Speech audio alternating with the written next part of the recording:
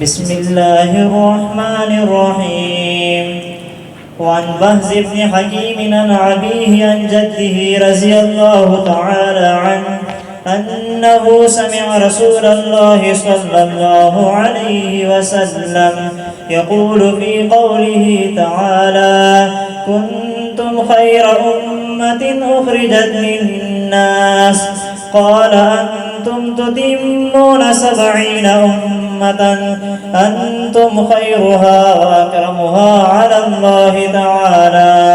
رواه الترمذي وابن ماجه والدارمي. وقال الترمذي: هذا حديث حسن.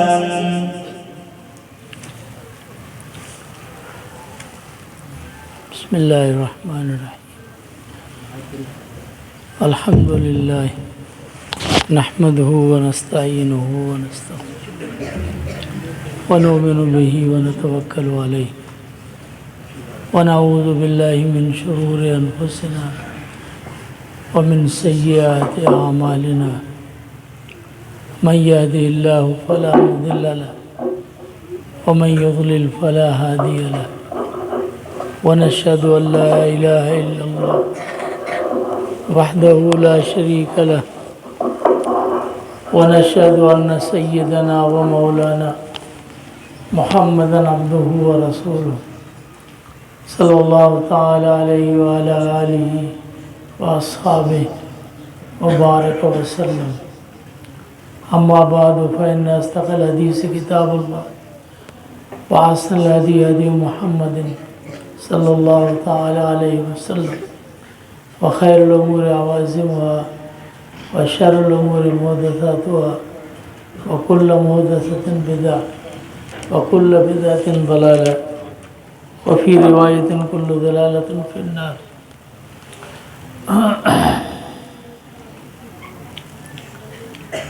قال صاحب المشكات في آخر كتابه: وعن بهز بن حكيم النبي عن جده رضي الله عنه أنه سمع رسول الله صلى الله عليه وسلم يقول في قوله تعالى: كنتم خير أمة أخرجت للناس. قال: أنتم تتمون 70 أمة أنتم خيرها وأكرمها على الله تعالى. رواه الترمذي وابن ماجه والدارمي. وقال الترمذي: هذا حديث حسن. آخری باب ثواب حاصل الأمور.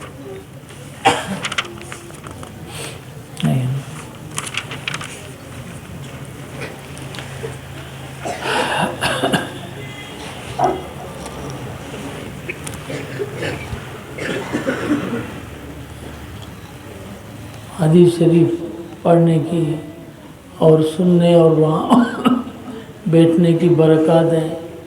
اللہ تعالیٰ ہمیں اس سے مستفیض فرمائے.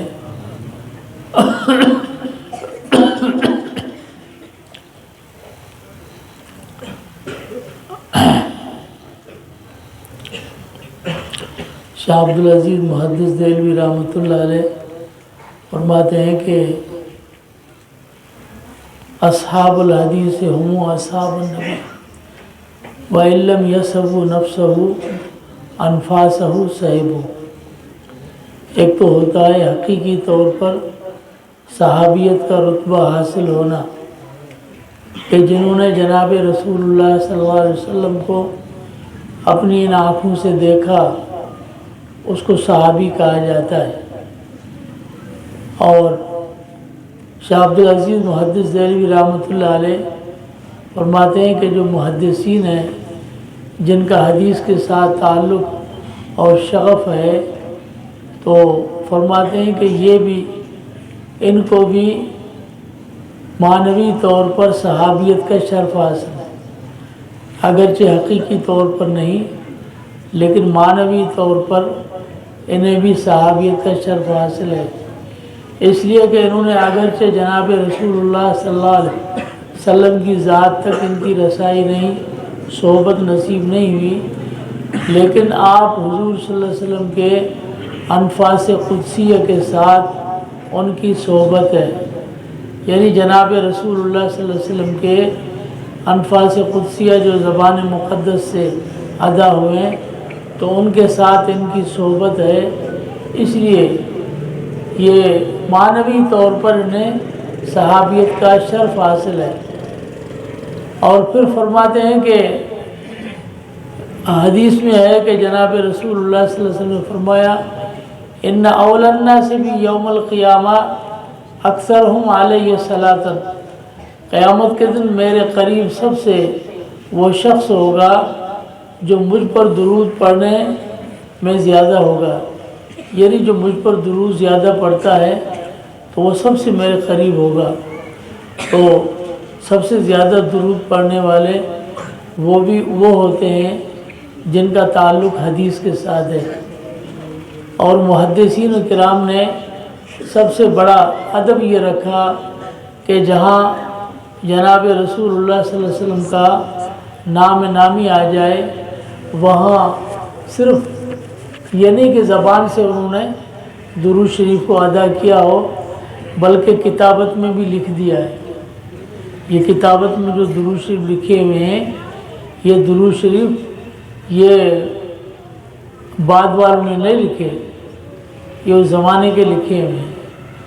یعنی وہاں تو وہ ایک تو پڑھتے ہیں درود شریف اور ایک تو لکھنا، تو ان کا کتنا بڑا جو ہے ثواب اور مرتبہ وہ ہوتا ہے۔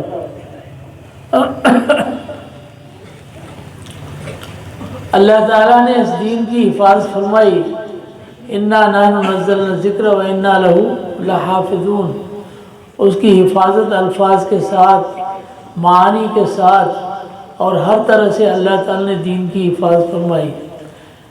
قرآن کریم جو وہی متلو ہے، جس کا الفاظ اور کلام اللہ تبارک و تعالیٰ کی طرف سے ہیں، ان کے الفاظ کی اللہ تعالیٰ نے حفاظت فرمائی، اور جناب رسول اللہ صلی اللہ علیہ وسلم کی احادیث مبارکہ جو وہی غیر متلو ہے، یعنی جس کا مضمون اللہ تعالیٰ کی طرف سے ہے اور الفاظ جناب رسول اللہ صلی اللہ علیہ وسلم کی طرف سے ہے، الفاظ حضور کے ہیں، تو اللہ تعالیٰ نے اس کی معنی کو محفوظ فرمایا۔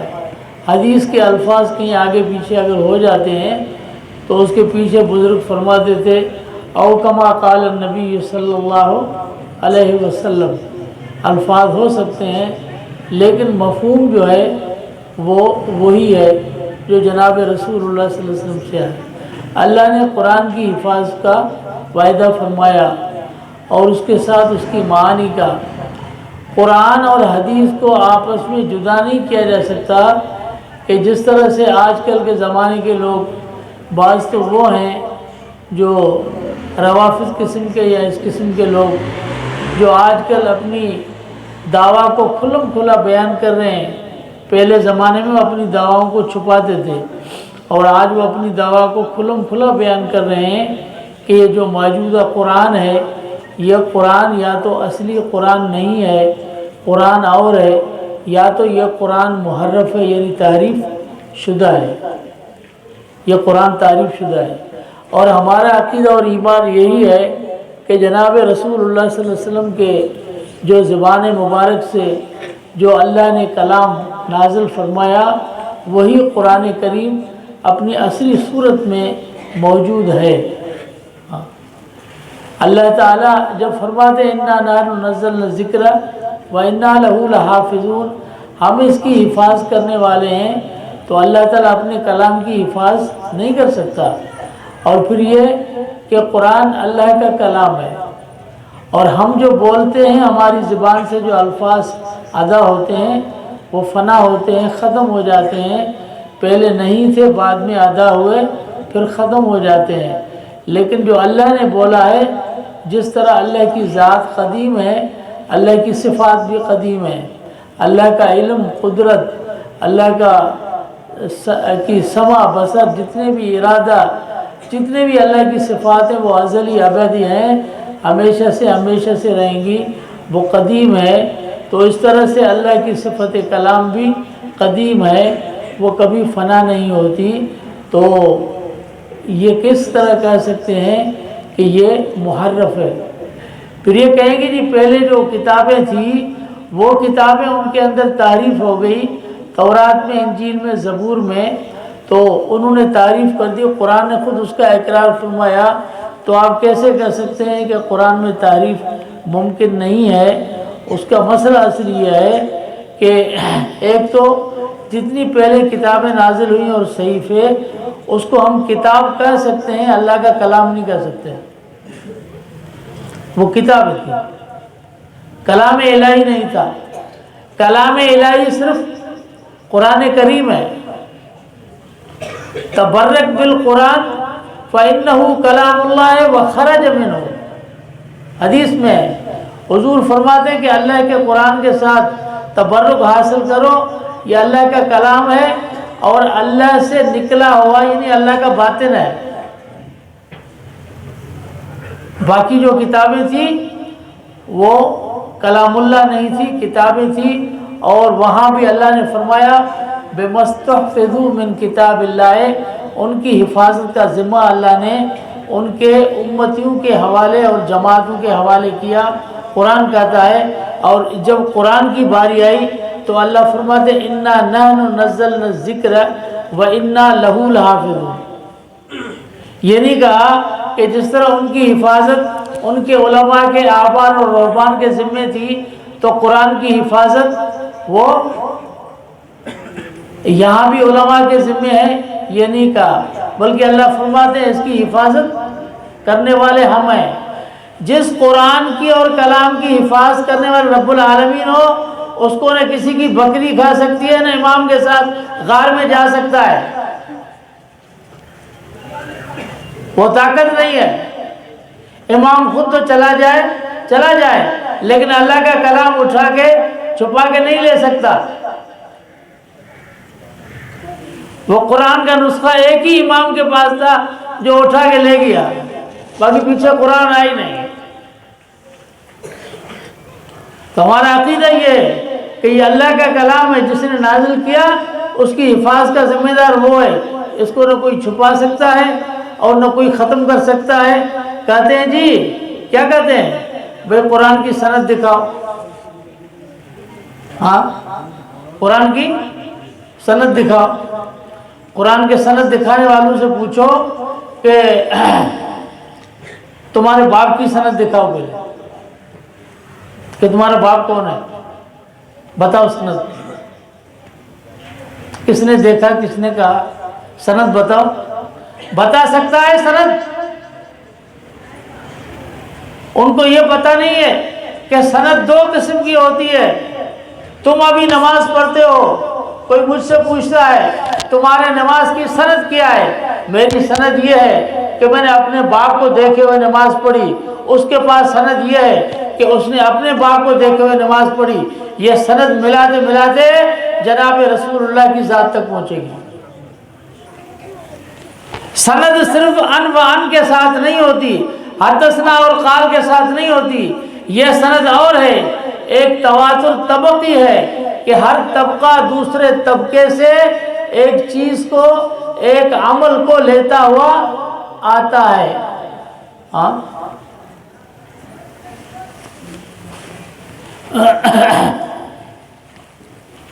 یہ تواتر طبقی ہے، اور تواتر اس طرح سے نماز ہے، یہ تواتر تعاملی ہے۔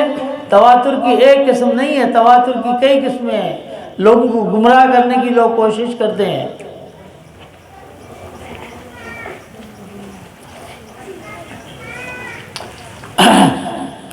یہ میرے ہاتھ میں مشکاہ شریف ہے، بھئی یہ کب لکھی گئی ہے، کتنے سال اس کو ہو گئے، زمانہ ہو گیا ہے نا۔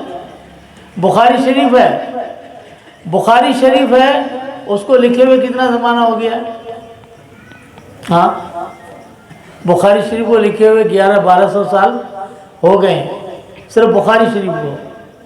آج کل کسی نے اٹھا کے کہا کہ تمہاری بخاری غلط ہے، کہ امام بخاری نے جو لکھی تھی وہ اور تھی، اور یہ جو بخاری لکھی ہوئی ہے وہ اور ہے۔ کسی نے کہا ہے، کسی نے اعتراض نہیں کیا۔ جب بخاری کی لکھی ہوئی جس کو 1100 سال ہو گئے وہ محفوظ ہے، اس میں کوئی تعریف نہیں، اور آج تک کسی نے اعتراض نہیں کیا کہ امام بخاری والی لکھی ہوئی جو کتاب تھی وہ اس کے شاگرد لے گئے، یہ تم نے بعد میں بنائی ہے، یہ کسی نے اعتراض نہیں کیا۔ مشکات پہ کسی نے اعتراض نہیں کیا، بلکہ جتنی کتابیں لکھی ہوئی ہیں ان کتابوں میں سے کسی بھی کتاب پر یہ اعتراض نہیں ہے کہ یہ کتاب جو ہے یہ اس مصنف کی نہیں ہے، بلکہ بعد میں لکھی گئی ہے، کسی کتاب پر اعتراض نہیں ہے۔ تو قرآن پر اعتراض کرنے کا مقصد کیا ہوتا ہے کہ صرف قرآن پر ہی اعتراض ہے اور کسی نہ حدیث کی نہ فقہ کی نہ کسی چیز پر کوئی اعتراض نہیں ہے، تو اس کا مقصد یہی ہے کہ ان کا مقصد اس دین کو ہی ختم کرنا ہے۔ دین کی بنیاد جن چیزوں پر ہے اس میں سب سے اہم چیز کتاب اللہ ہے۔ دین حضور کی سیرت سے آیا، اور سیرت جو قرآن میں ہے وہ حضور کی سیرت ہے، اور سیرت ہم تک پہنچائی صحابہ نے۔ تو انکار کرنے والوں نے دو چیزوں کا انکار کیا، ایک قرآن کا انکار کیا اور ایک صحابہ کا انکار کیا، تاکہ یہ دین کی جو بنیاد ہے وہ ختم ہے۔ قرآن میں علم ہے اور صحابہ کے پاس حضور کا عمل تھا۔ قرآن کے انکار کرنے سے علم کا انکار تھا اور صحابہ کے انکار سے عمل کا انکار تھا۔ علم و عمل جب ختم ہو گیا تو دین ختم ہوا نا، تو دونوں کے پیچھے لگے ہوئے ان کو ختم کرنے کے لیے۔ لیکن جب اللہ نے فرما دیا انا نحن نزلنا الذکر و انا لہ لحافظون، تو ہمیں کسی کے پیچھے پڑھنے کی کوئی ضرورت نہیں ہے۔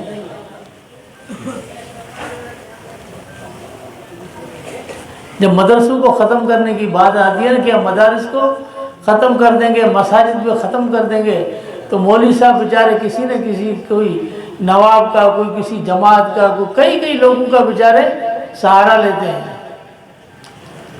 تو میں نے کہا یار کس طرح تم سہارا لیتے ہو؟ تمہیں پتہ نہیں ہے کہ جب ابرہہ کا لشکر کتنا بڑا تھا ہاتھیوں کے ساتھ، جب بیت اللہ کو شہید کرنے کے لیے، گرانے کے لیے آیا، ہاں، تو وہاں کے جو سربراہ تھے اور متولی تھے، اوے اس کو بند کرو،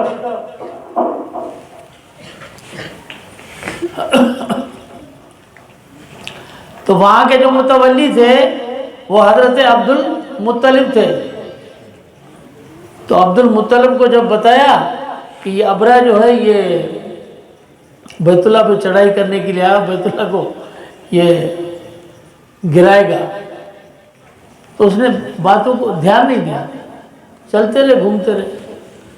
تو یہ پوچھتا رہا یہ جو متولی ہے بیت اللہ کا، اس کا کیا حال ہے؟ کہ کہتے جی وہ تو چلتا پھرتا گھوم رہا ہے، اس کو دھیان ہی نہیں ہے۔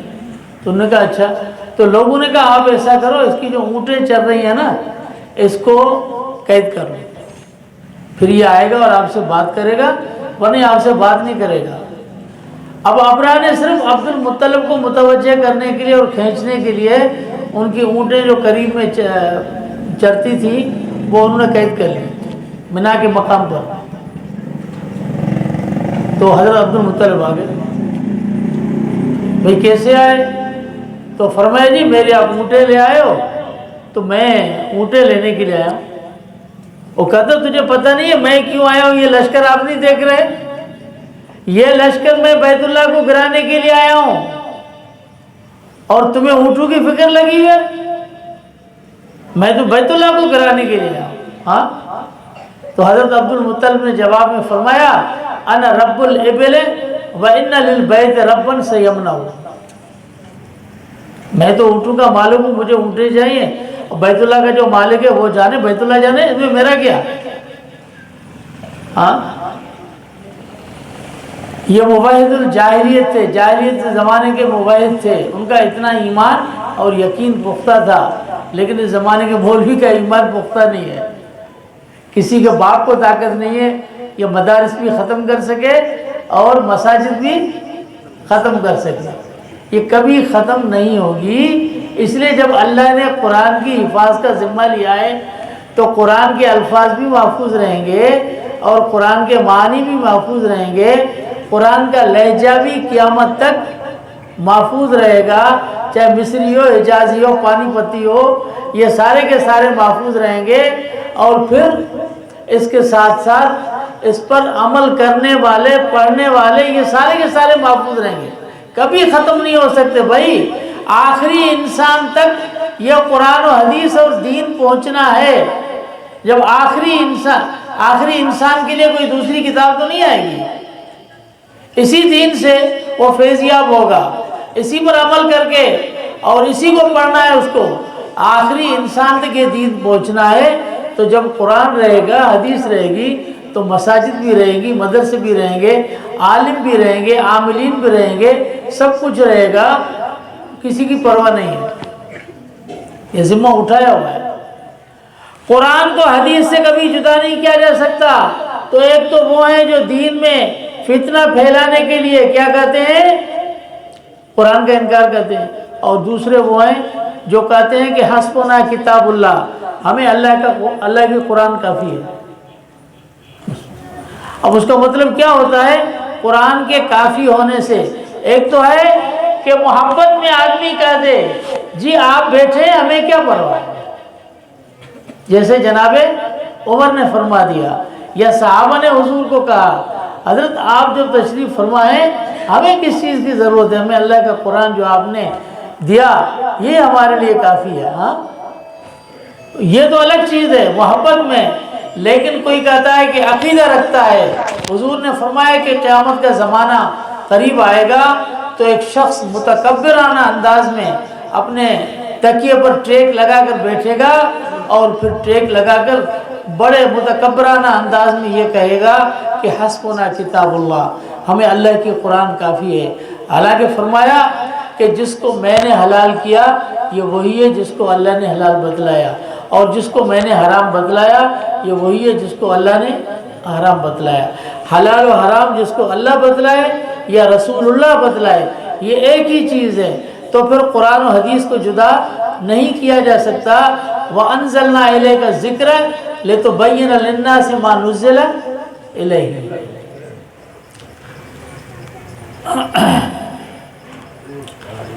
انہوں نے کتاب کے اختتام کی صاحب مصابی نے کتاب کے اختتام کی مناسبت سے آخر میں باب رکھا، وہ باب جو اختتام کا باب ہے، باب ثواب هذه الامہ، اس امت کے ثواب میں، چونکہ حدیث بھی وہی نقل فرمائی جس میں تتمے کی بات آتی ہے، تمامیت کی بات ہے، کتاب کی بھی تمامیت ہے اور امت کی بھی تمامیت ہے اور اس دین کی بھی تمامیت ہے۔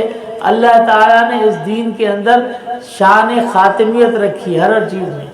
حضور خاتم النبیین اور دین خاتم الادیان، اور یہ ملت خاتم الملہ، اور یہ امت خاتم الامم۔ تو حضور فرماتے ہیں کہ جتنی بھی امتیں ہیں جو پہلے گزری ہیں، سبین سے مراد بعض کہتے ہیں کہ تحدید ہے اور بعض کہتے ہیں کہ تکثیر ہے، جس طرح مولا علی قائد نے بھی اس کو ذکر فرمایا کہ یہ تکثیر ہے، اس سے مراد کثرت مراد ہے، یعنی کئی امتیں پہلے گزری ہیں لیکن تم ان تمام امتوں کا تکملہ ہو، یہ آخر میں آئے اور اللہ تعالیٰ نے ان کو ثواب میں سب سے آگے کر دیا۔ مسلم شریف کی حدیث جو روایت ہے، یہ بخاری کے اندر بھی ہے، وہ مسلم کی روایت، نحن الاخرون السابقون، حضور فرماتے ہیں کہ ہم سب سے آخر میں آئے اور سب سے اول، یہ آخر میں بھی آئے اور اول بھی آئے، اللہ نے شان عجیب رکھی ہے۔ تو حضور نے فرمایا کہ یہود کو اللہ تعالیٰ نے ہفتے کا دن دیا جس کی تعظیم کرتے تھے، اور نصارہ کو اللہ نے اتوار کا دن دیا، ہاں اتوار کا دن جس کی تعظیم کرتے تھے، اور ہم آخر میں آئے، ہمیں اللہ تعالیٰ نے جمعہ دیا آخر میں۔ اب جمعہ سب سے آخر میں ہے نا، نحن الاخرون، اور سب سے پہلے بھی ہے بھائی، ہفتہ اتوار پیر منگل بدھ جمعرات جمعہ۔ اب جب ہو گیا اب تم یہ بھی کہہ سکتے ہو جمعہ ہفتہ اتوار پہلے ہو گیا نا، سب سے آخر میں ہوا اور سب سے پہلے ہو گیا۔ اسی طرح سے اس امت میں اللہ نے یہ شان رکھی۔ حضور فرماتے ہیں ان اول الناس بعثا وآخرهم خلقا، وجود کے لحاظ سے، ظہور کے لحاظ سے میں سب سے آخر میں ہوں، لیکن وجود نبوت کے لحاظ سے سب سے پہلے ہوں۔ جب نبوتیں دی اللہ نے تو سب سے پہلے مجھے عطا فرمائی، لیکن اللہ نے ظہور سب سے آخر میں رکھا ہے، ظہور آخر میں ہے اور وجود نبوت سب سے پہلے حضور کیا ہے۔ اللہ تعالیٰ نے ما کان محمد ابا احد من رجالکم ولکن رسول اللہ وخاتم النبیین، یہ امت سب سے آخر میں آئی اور جنت میں سب سے پہلے جائے گی۔ قیامت کا دن ہوگا تو سارے نبی اور اس کی امتیں مل کر آخر میں کہاں آئیں گی؟ حضور کے پاس، اور حضور اللہ تعالیٰ سے سفارش فرمائیں گے، اور حضور کیا فرمائیں گے؟ یا رب امتی امتی، اے اللہ میری امت۔ ہاں، تو باقی جو بیچارے شکایت لے کر آئے وہ کہاں جائیں گے؟ انبیاء آئے اور ان کے صحابہ آئے، ان کی جماعتیں اور امتیں آئیں، تو ان کا حضور نے نام ہی لے لیا۔ اتنے حضرت آدم سے لے کر سارے جمع آئے، اور حضور جب اللہ کے پاس پہنچے تو عرض کی یا رب امتی امتی، اے اللہ میری امت۔ تو بھائی باقی بیچارے کہاں جائیں گے؟ ہاں، تو حجت الاسلام حضرت نانوتوی رحمۃ اللہ علیہ وہ فرماتے ہیں کہ قیامت کے دن حقیقی طور پر جب جہان ہوگا، وہاں عالم حقیقت ہوگا، تو وہاں سارے انسان حضور کی امت بن کر اٹھیں گے، یہ سارے حضور کی امت ہوں، یا رب امتی امتی، سب حضور کی امت ہوں۔ وہ منظر ہی عجیب ہوگا، اور پھر یا تو حضور بتلائیں گے یا رب امتی امتی، اے اللہ میری امت۔ یہ امت جب جنت میں جائے گی تو باقی تو خود بخود چلی جائے گی۔ اللہ نے فرمایا وَكَذَلِكَ جَعَلْنَاكُمْ أُمَّةً وَسَطًا لِتَكُونُوا شُهَدَاءَ عَلَى النَّاسِ، اس امت کی اتنی بڑی شان ہے، اللہ فرماتے ہیں قیامت کے دن تم لوگوں پر گواہی دو گے۔ ہاں، حدیث میں ہے، وہ بھی بخاری میں حدیث ہے کہ یقالو یدعا نوح، حضرت نوح علیہ السلام کو لایا جائے گا، اللہ ان سے پوچھے گا ہاں کہ تم نے دین لوگوں تک پہنچایا؟ جی میں نے پہنچایا۔ قوم سے اللہ پوچھے گا، وہ کہیں گے جی ما جانا میں بشیر ولا نذیر، ہمارے پاس تو کوئی آیا ہی نہیں، کوئی ڈرانے والا نہیں ہے، وہ جھوٹ بولیں گے۔ تو اللہ حضرت نوح علیہ السلام کو فرمائیں گے کہ گواہ لاؤ۔ حضرت نوح علیہ السلام وہ گواہ پیش کریں گے، کون سے گواہ؟ یا رب محمد و امت ہو، اے اللہ میرا گواہ محمد رسول اللہ اور اس کی امت ہے۔ یہ امت کتنی بڑی شاندار ہوگی کہ قیامت کے دن انبیاء کی تبلیغ پر اللہ تعالیٰ اس کو گواہ بنائے گا۔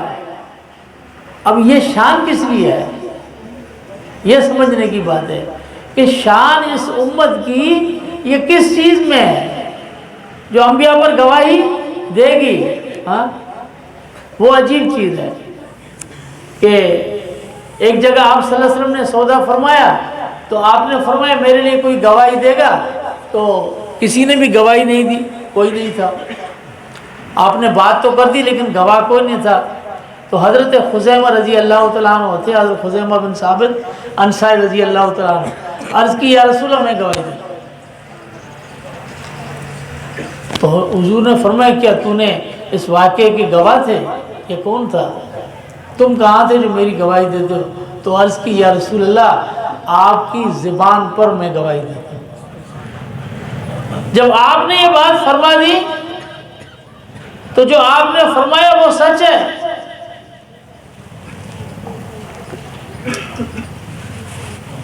سب سے بڑی جو انسان کو مقام اور شان ملتا ہے وہ اس وجہ سے ملتا ہے کہ دیکھ کر نہیں مانتا، سن کر مانتا ہے۔ اس امت کی شان بھی یہی ہے کہ یہ سن کر مانے گی۔ حضرت ابراہیم حضور کے بیٹے فوت ہو گئے چھوٹے، ہاں، تو حضرت ماریہ رضی اللہ تعالیٰ عنہ پریشان ہوئی، رو رہی تھی، تو حضور نے فرمایا ماریہ کیوں روتی ہے؟ اللہ نے جنت میں تو اس کو حور دی ہوئی ہے جو اس کو دودھ پلا رہی ہے، تم کیوں رو رہی ہو؟ اور اگر چاہو کہ میں اللہ سے دعا کروں حجابات ہٹ جائیں اور وہ منظر اپنی آنکھوں سے تم دیکھ لو. تو عرض کی یا رسول اللہ ماریہ کی آنکھیں دیکھ لیں تو خطا کھا سکتی ہے، محمد رسول اللہ کی زبان سچی ہے. یہ ہے تصدیق.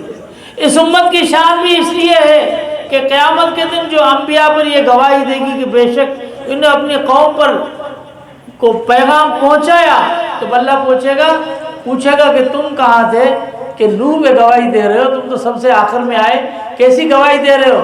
تو عرض کریں گے اللہ ہم نے قرآن پڑھا اور قرآن میں لکھا ہوا تھا وَإِلَىٰ عَادٍ وَلَقَدْ أَرْسَلْنَا نُوحًا إِلَىٰ قَوْمِهِ فَقَالَ يَا قَوْمِ اعْبُدُوا اللَّهَ مَا لَكُم مِّنْ إِلَٰهٍ غَيْرُهُ وَلَقَدْ أَرْسَلْنَا نُوحًا إِلَىٰ قَوْمِهِ فَلَبِثَ فِيهِمْ أَلْفَ سَنَةٍ إِلَّا 50 عَامًا.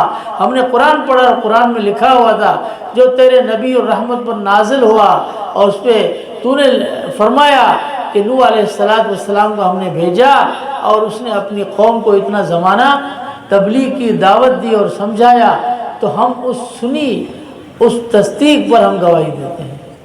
اس لیے اس امت کی شان زیادہ ہوگی. اللہ تعالیٰ نے اس امت کو بہت بڑا مقام اور شان عطا فرمایا، تو اب اس کی قدر کرنی چاہیے کہ جس طرح سے اللہ نے ہمیں یہ مرتبہ اور شان دیا تو ہم بھی اس عظمت کو نہ بھولیں اور ہم بھی اپنے رب کو یاد کریں اور اللہ تعالیٰ کے ذات و صفات کو سمجھیں اور جناب رسول اللہ صلی اللہ علیہ وسلم کی ذات جنہوں نے ہمیں نہیں بھولا تو ہم بھی انہیں نہ بھلائیں. حضور نے اس امت کا اتنا خیال کیا کہ نماز میں روتے ہوئے دعائیں کی، اور پھر جب حضور قربانی فرماتے تو آپ صلی اللہ علیہ وسلم قربانی کرنے کے وقت کیا فرماتے؟ ھذا عنی وَأَمَّن لَّمْ يُزَاحِمْ مِنْ أُمَّتِي، اللہ یہ قربانی میری طرف سے ہے اور میری امت میں قیامت تک جو شخص آنے والے جو قربانی نہیں کر سکتے ان کی طرف سے. حضور نے ہمیں کتنا یاد کیا، تو ہم بھی حضور کو یاد کریں. حدیث ہے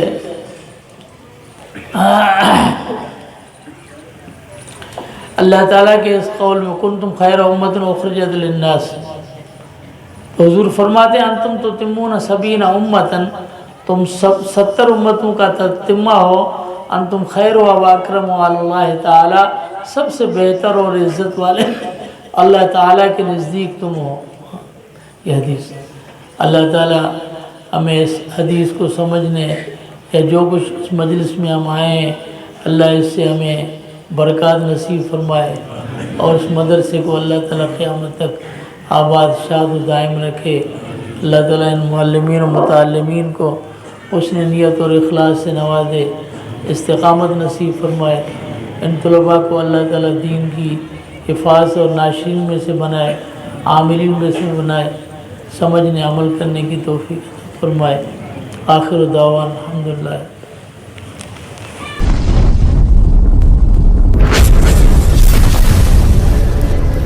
Subscribe my YouTube channel.